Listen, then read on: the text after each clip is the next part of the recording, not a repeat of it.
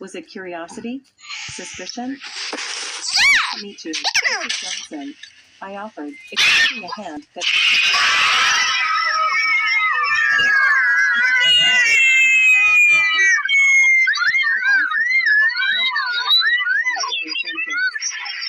It was clear he was the center of the world. We sat, and never wasted no time diving in. Tom tells me you're a nurse. That's a hard job. You plan on doing that now? I nodded, sensing where this was heading.